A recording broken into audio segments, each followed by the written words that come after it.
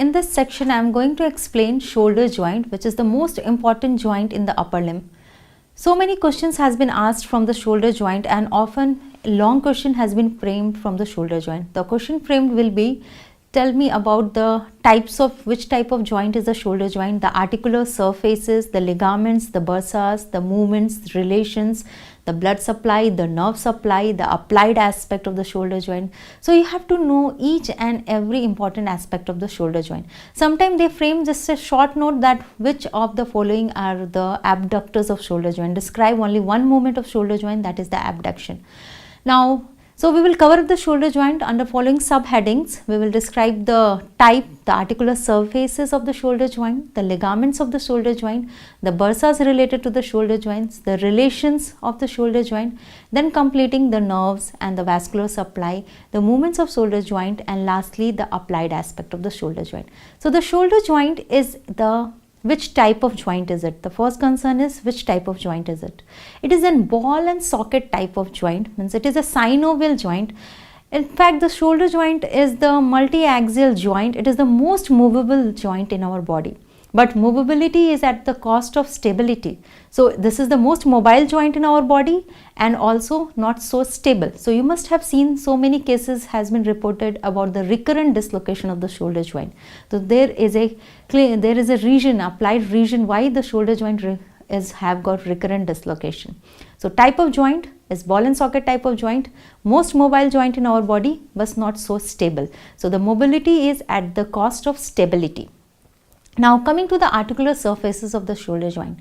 The articular surface of shoulder joint is that it articulates between the head of humerus and that of the glenoid cavity. It has got a shallow glenoid cavity.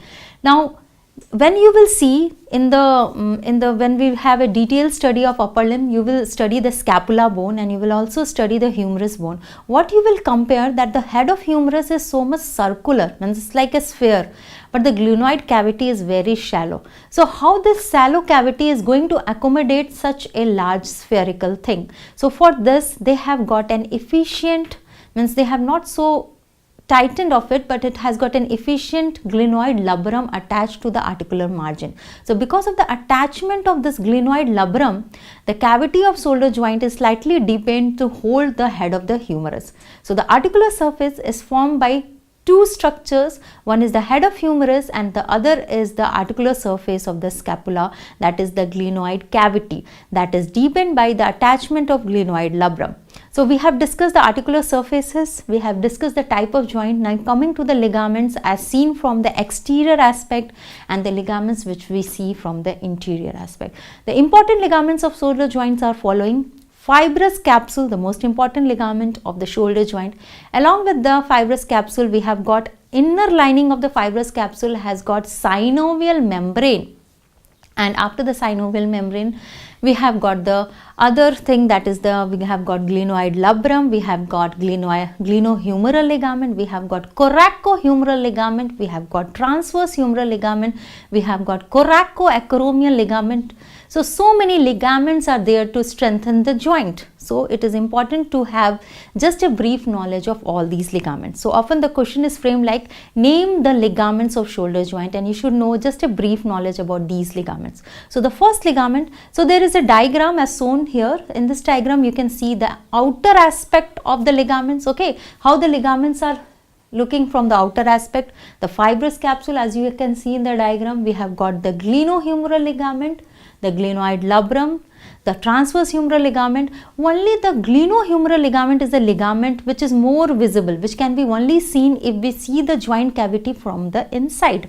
So we have got so many ligaments, of which the glenohumeral ligament can be visualized when we see interior of shoulder joint. All other ligaments, that is transverse humeral, the coracoacromial ligament, coracohumeral ligament, fibrous capsule is seen from the exterior aspect. Now coming to the details of each of this ligament, starting with the fibrous capsule, the first ligament. Now fibrous capsule is a loose envelope which permit free movement of the shoulder joint. Now attachment is around the glenoid margin and its attachment is beyond glenoid labrum. One important aspect is that it includes the origin of long head of biceps brachii muscle. So here one MCQ is framed. So what is the MCQ frame? That long head of biceps brachii is whether intracapsular or extracapsular. So the answer is that, as we have seen, the long head of biceps brachii muscle is lying inside the fibrous capsule, so its origin is intracapsular. Now one more thing is important about fibrous capsule. If it is enclosing the biceps brachii muscle, means it is having a gap for the passage of long tendon of biceps brachii muscle. Other important aspect is that the fibrous capsule is communicating with the subscapular bursa. And when we will see the inferior aspect of fibrous capsule, it is attached 1 centimeter down towards the shaft. Means it is not exactly attached to the anatomical neck of the humerus. It is descending down about 1 centimeter or more towards the humerus shaft. So this is the attachment of fibrous capsule. It is very important for the mobility of shoulder joint, and it is also giving support to the shoulder joint. After this, inner aspect, what we will see in the inner aspect, the fibrous capsule inner aspect has got a synovial membrane. So this synovial membrane is important for providing synovial fluid and also lubrication to the shoulder joint. Synovial membrane is lining the fibrous capsule from inside, and this synovial membrane forms a communication for the infraspinatus bursa sometimes and for the subsynovial bursa. So coming to the attachment of glenohumeral ligament, glenohumeral ligament is attached to the supromedial aspect of the fibrous capsule. So this is the medial attachment of glenohumeral ligament. As we know, the glenohumeral ligament has got 3 bands. It is made of superior glenohumeral ligament, the middle glenohumeral ligament, and the inferior glenohumeral ligament.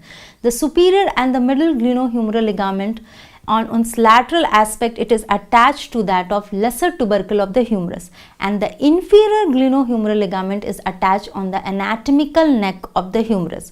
So in short, its medial attachment is on the fibrous capsule, means it's close to the glenoid cavity, it is attached to the glenoid cavity, and below on its lateral aspect it is attached to lesser tubercle and that of anatomical neck of humerus.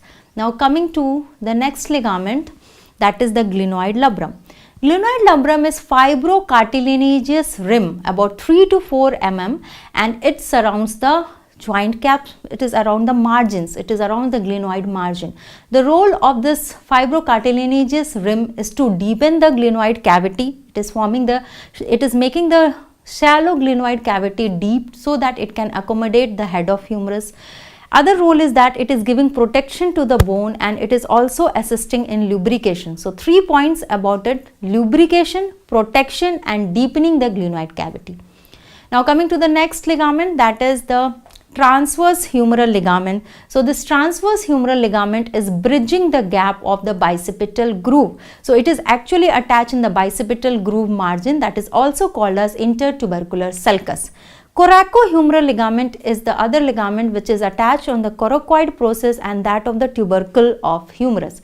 So it has a broad, we can say that coracohumeral ligament is actually the broad thickening of fibrous capsule itself. It is attached on the lateral border of coracoid process in front of greater tubercle, blending with the fibrous capsule and that of transverse ligament. Now the next ligament which we will come is the coracoacromial ligament. Coracoacromial ligament is a very important ligament connecting the coracoid and acromial process. It is triangular band of ligament which is connecting coracoid process and the acromial process. These two are the processes of the scapula lying superior to glenoid fossa. Means we can say this together is forming a secondary socket for that of shoulder joint and giving superior support to the shoulder joint. So it is also called as, it is very important for superior support of the shoulder joint. Together the coracoid process, the coracoacromial ligament and that of acromial process. These together is called as coracoacromial arch. So coracoacromial arch is composed of coracoid process, the acromial process and coracoacromial ligament. Now coming to the bursas related to the shoulder joint.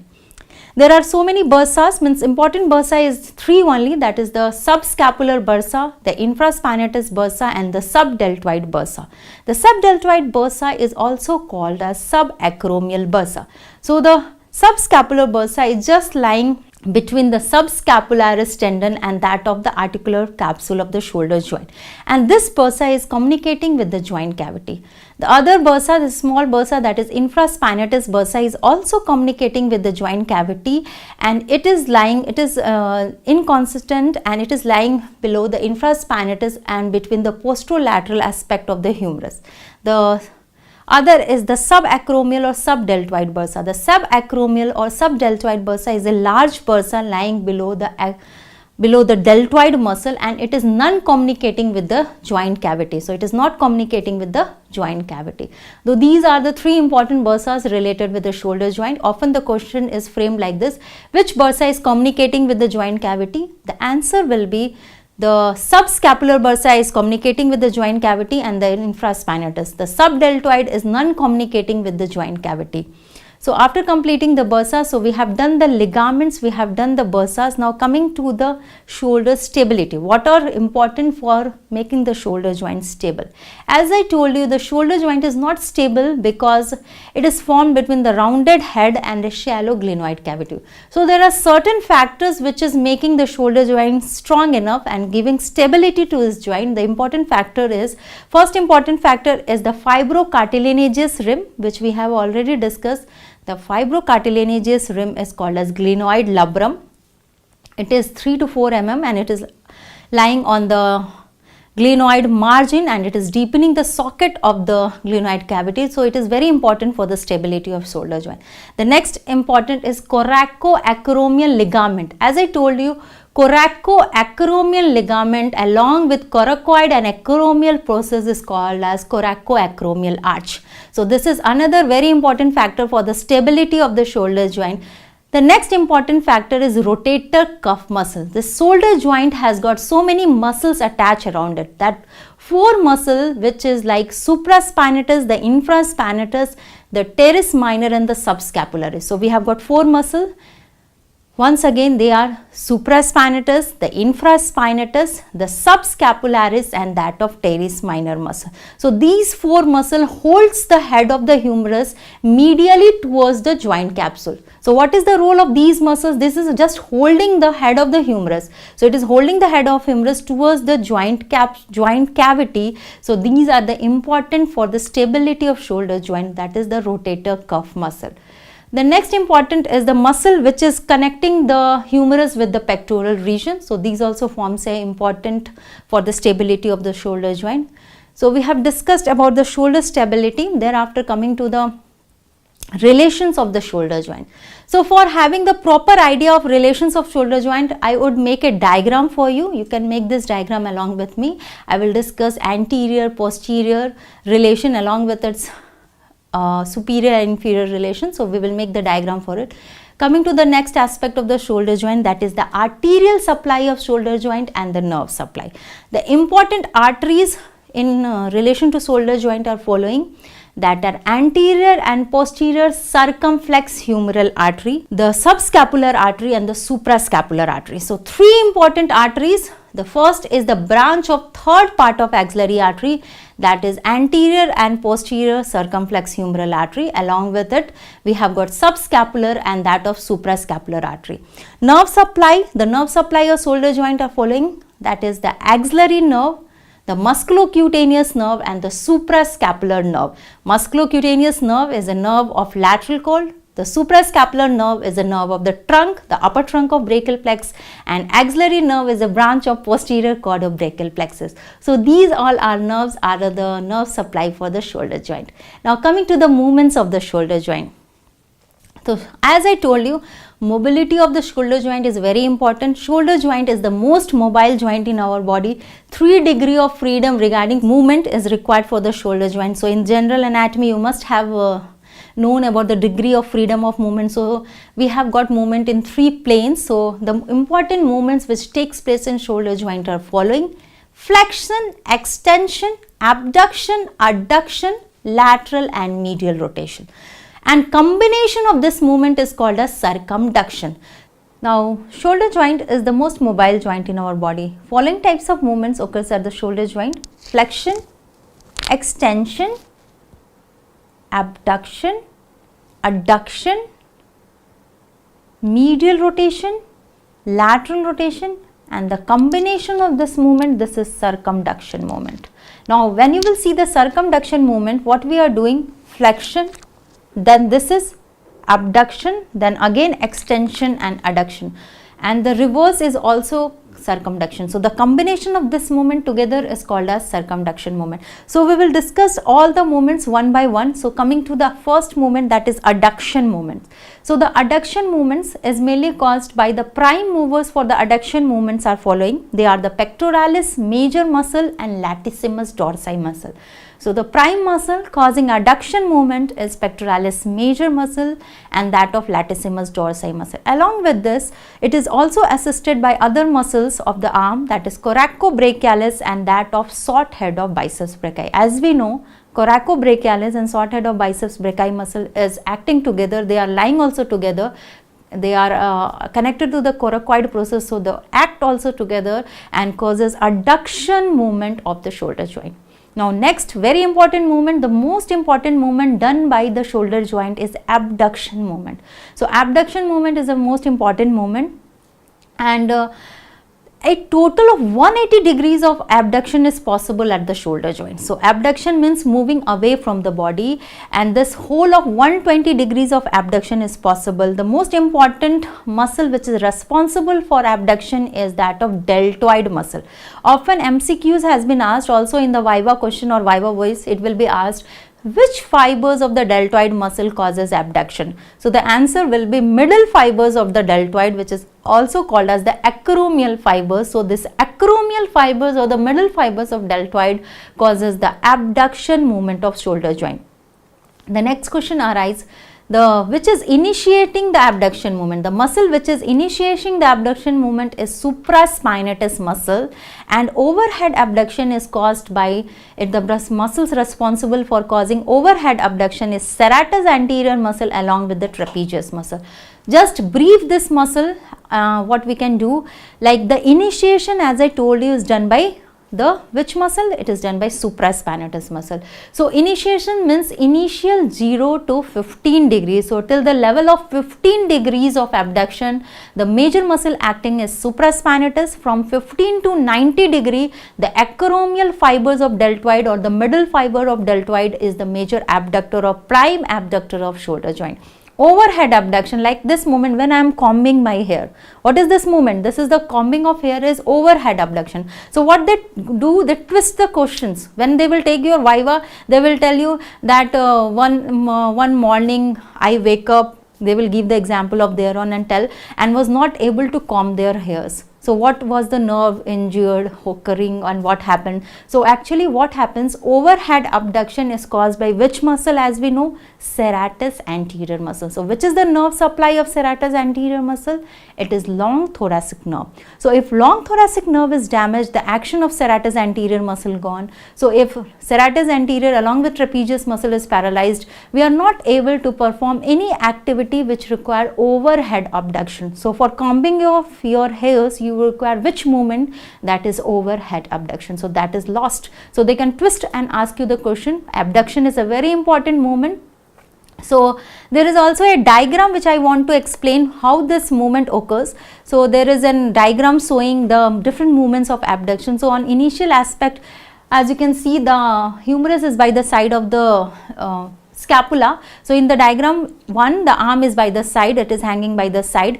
Now in the next diagram, 90 degrees of abduction has been reached. What you will see, then the 90 degree of abduction is reached. There is no space left in the glenoid cavity or in the joint cavity for further movement to occur. So for further movement to occur, what happens? There is lateral rotation of humerus occurring. So for further movement, the next movement is lateral rotation. So if lateral rotation occurs, lateral rotation of humerus occurs, there is again 30 degrees of abduction more. So altogether how many abductions? 110, 20 degrees of abduction. So just to have the terminal or full abduction, what happens? Scapula also moves forward. So reach the full abduction, we have to move the scapula forward towards the chest so that the full abduction can be occurred. So how many So altogether this movement has got a wide range. Abduction is the widest range of movement occurring in the shoulder joint. A total of 120 degrees of abduction is possible, and this is by the following muscle which I have already explained. Prime abductors are deltoid. Initiation of abductor is by supraspinatus muscle, and overhead abduction is by serratus anterior and trapezius muscle. So we have done with the abduction and that of adduction movement. Now coming to the next movement, that is flexion and extension. So flexion is mainly done by the pectoralis major muscle, clavicular head, and also by the deltoid anterior fiber. So along with this, these action is also assisted by coracobrachialis muscle and short head of biceps brachii. So in short, the muscles causing flexion are coracobrachialis muscle, the short head of biceps brachii, the clavicular head of pectoralis major, and that of deltoid muscles anterior fiber. Now coming to the extension movement, the extension movement is primarily possible by latissimus dorsi muscle and posterior fiber of deltoid muscle.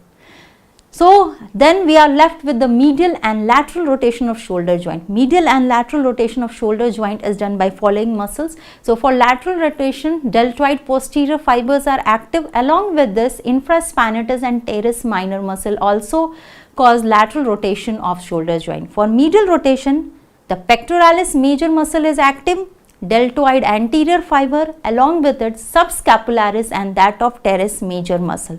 So these all muscles are responsible for medial rotation.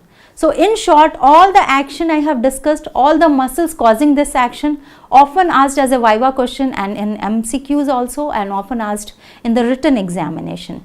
Thereafter, so we have done with the movements also and which muscle is doing the movements. We will come to the applied anatomy of shoulder joint. Shoulder joint is the most common joint to dislocate. What is the reason? If you will see, when I was explaining the fibrous capsule attachment, what I told you, it is attached to the margins, but when it descends down, it is not attached exactly to the anatomical neck, but the fibrous capsule attachment descends about 1 centimeter or more towards the shaft. Means the most laxity of this ligament or inferior aspect, the shoulder joint, is not so stable. So there is chance of inferior dislocations of shoulder joint, and in clinical terms, it is called as anterior dislocation. So inferior or subglenoid dislocation, in clinical terms it is called as anterior dislocation of shoulder joint. After that, it can happen, there can be subclavicular or subcoracoid dislocation also. What happens if the shoulder joint is dislocated? The most common nerve to be injured is the axillary nerve. So in dislocation of shoulder joint, the nerve to be injured is the axillary nerve. After that, coming to the other applied aspect related to the shoulder joint, we have got supraspinatus tendinitis. So supraspinatus tear can occur or supraspinatus tendinitis can occur, and in that case the clinical syndrome is called as painful arc syndrome. The other name of this painful arc syndrome is called as supraspinatus syndrome. And what happens in this, there is pain in the shoulder movement, but the pain is only at a range of 40 to 160 degrees of the movement. So in 40 to 160 degree of abduction movement only the pain is possible, and in extreme movements the pain is not there. And the cause of the supraspinatus syndrome or painful arc syndrome is following, that is supraspinatus tendinitis. There can be tear in the supraspinatus muscle tendon, there can be calcified tendon deposits, there can be subacromial bursa, or there can be injury to the greater tubercle of the humerus. So these are the following region for which they have got painful arc syndrome. The other applied aspect related to shoulder joint is Frogen's shoulder. You must have commonly listened in day-to-day life, Frogen's shoulder. We have got Frogen's shoulder, that middle-aged people is mostly having got Frogen's shoulder. That is also called as the adhesive capsulitis. So when you will go for X-ray in this condition, there will be no abnormalities found, but grossly the movements are impaired, it is painful. What happens? The fibrous capsule become adhered to the shoulder joint. It's quite adhered to the shoulder joint, and there is uniform pain in the movements, more in the abduction movement. And what happens? Mainly middle-aged people are involved, and recovery is uniform, and spontaneous recovery occurs. So there can be a spontaneous recovery, and the cause is known, and the reason is adhesion. Along with this, there can be subacromial or deltoid inflammations can occur along with this adhesive capsulitis. Now coming to the other applied aspect, osteoarthritis. Now osteoarthritis is a quite common in the joint disease, but shoulder joint is not commonly involved in osteoarthritic condition. Shoulder joint is least common. More common joints like hip joint and knee joint is involved in osteoarthritis case. And in case of osteoarthritis, what happens? The joint space is reduced and there is formation of new bone spur that is called as osteophytes. Osteophytes are formed. There is restriction to movement. The movement is very painful, but at times of injury, osteoarthritis can also happen in shoulder joint. So we can see following findings when we will do the x-rays. You can see the joint space is reduced and also osteophytes are seen in the x-ray as the findings in case of osteoarthritis of shoulder joint. So this is the common applied aspect related to the shoulder joint. Thereafter, we finish this topic. Now I would like to just make the diagram of relations of shoulder joint, which you can just reproduce in the examination. So I am just showing a diagram of the shoulder joint. In the end, when I complete the diagram, then I will explain which all structures are lying in anterior relation, posterior relation, superior and inferior relation of the shoulder joint. So firstly, make the diagram along with me, and the end we will know the relations. So first structure which I have made is the glenoid fossa. Then I have surrounded the glenoid fossa by subscapular bursa. Around the subscapular bursa we have got a fibrous capsule made by the green color. Then I have made the acromion and coracoid process. This acromion and coracoid process over superiorly we have got the deltoid muscle. This deltoid muscle is on the superior aspect covering the acromion coracoid process. Deltoid muscle is also on the posterior aspect. So deltoid is a big bulky muscle which is related not only on the anterior superior but also posterior. So the other part which I am making is also the deltoid muscle which I am making. This is the deltoid muscle lying in the posterior aspect of the shoulder joint. Now connect the coracoid and acromion process by a ligament that is called coracoacromial ligament. Coracoid process give attachment to two muscles, short head and that of biceps brachii and that of coracobrachialis muscle.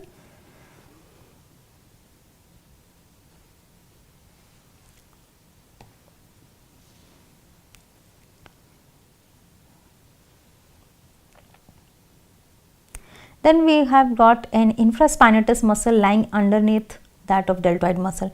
Infraspinatus, and along with that we have got teres minor muscle. So the above muscle is infraspinatus, below is the teres minor.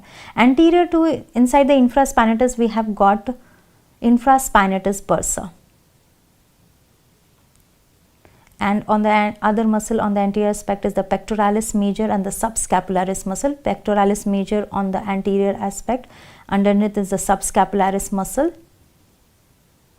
Below we are going to make the two muscles, that is long head of triceps and that of teres major muscle. So this two muscle lies in the inferior relation,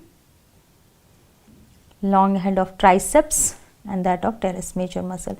And the inferior aspect, it is related with one nerve and artery. The artery is posterior circumflex humeral and that of we have got axillary nerve.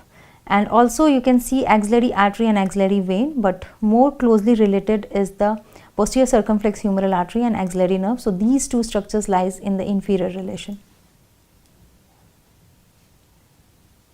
One more muscle which I have drawn on the superior aspect is the supraspinatus muscle. Above it has got supraspinatus bursa.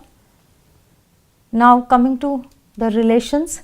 So starting with the superior relation, superiorly it is related to deltoid muscle, supraspinatus muscle and the supraspinatus, we have got the supraspinatus muscle here. Also we have got in the superior relation coracoid process, acromial process connected by coracoacromial ligament and short head of biceps brachii and that of coracobrachialis muscle. So these all are superior relations of the glenoid cavity or the shoulder joint. Coming to anterior relation, the anterior relation is by subscapular bursa. Also we have got subscapularis muscle. overlapping the pectoralis major muscle, also a part of deltoid muscle, forms anterior relation. Coming to the posterior relation of shoulder joint, we have got deltoid muscle. Underneath lies the infraspinatus muscle on the upper aspect. Below we have got teres minor muscle, and infraspinatus muscle has got a relation with the infraspinatus bursa. Now coming to inferior relation, inferiorly we have got the relation of long head of triceps and that of teres major muscle. So this long head of triceps and teres major muscle are the two muscles which are related inferiorly. Along with it, on inferior relation, we have got a nerve and an artery. The artery is posterior circumflex humeral artery and the nerve is axillary nerve. So we have seen all the relations of shoulder joint, important relations of the shoulder joint.